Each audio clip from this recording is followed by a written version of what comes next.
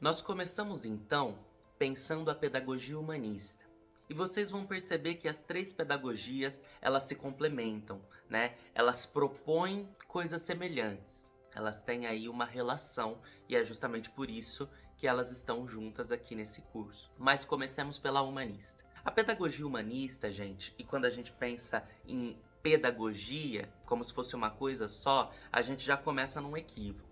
Não é uma pedagogia humanista, são pedagogias humanistas. São campos de saberes que valorizam esse humanismo, que trazem possibilidade de novos currículos, novas metodologias, novas práticas educativas. O humanismo é aquela corrente filosófica, é aquela corrente das ciências humanas que valoriza o indivíduo, que valoriza a individualidade, que valoriza os seres humanos em sua forma individual. Trazer isso para a educação é pensar que cada pessoa é uma pessoa. Cada ser carrega em si um conhecimento, uma necessidade, uma história, carrega em si saberes que devem ser valorizados, porque eles podem ensinar. Quando a gente pensa em processo de ensino e educação, durante muito tempo, através de uma educação tradicionalista e que ainda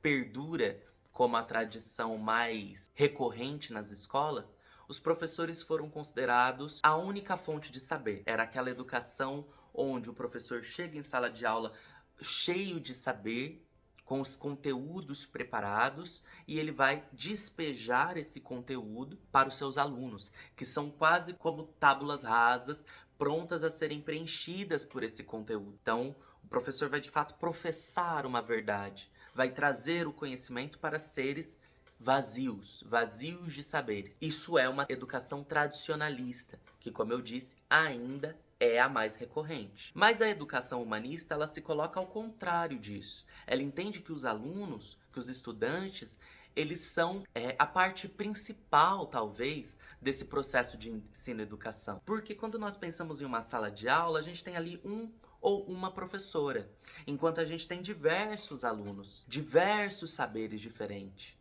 diversas necessidades diferentes, diversas trajetórias diferentes que podem contribuir para o processo de ensino e educação.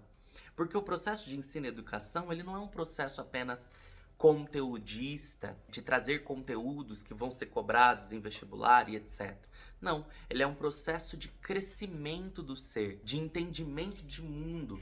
Então, nós vivemos em um mundo. Precisamos reconhecê-lo, precisamos entendê-lo, precisamos reconhecer o outro ser. Veja a possibilidade de conhecimento que esses diversos estudantes carregam em si para um reconhecimento do mundo, para uma resolução de necessidades. Então a teoria humanista ela é uma teoria que foca nesses indivíduos, que pensa em suas similaridades, em suas necessidades individuais, que entende os alunos como seres importantes, que devem ser valorizados. O professor ele não vai ali professar uma verdade, ele vai mediar um processo de conhecimento que ocorre em grupo. E isso é extremamente necessário, tanto para a educação básica e tanto para a educação universitária, que muitas vezes tem ali o professor como grande mestre, né?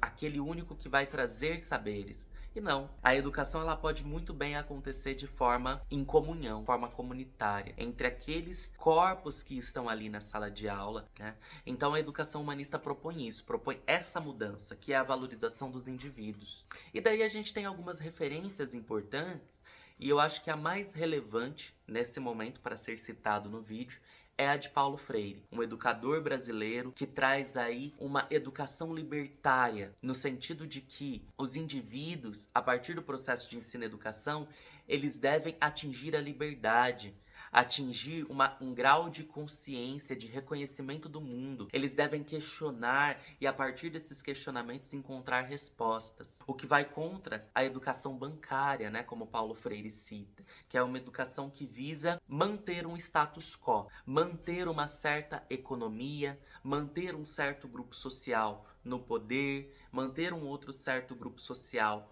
na margem. Então a educação libertária ela traz essa reconstrução que parte da ideia de que a educação ela não deve ser bancária, ela não deve ser para manter um status quo, ela deve justamente o contrário, trazer mudanças, trazer revoluções, trazer transformações para a sociedade. Primeiro para o indivíduo, enquanto ser consciente de si e consciente do mundo, para depois mudanças para a sociedade. Uma sociedade mais justa, mais igualitária, mais inclusiva.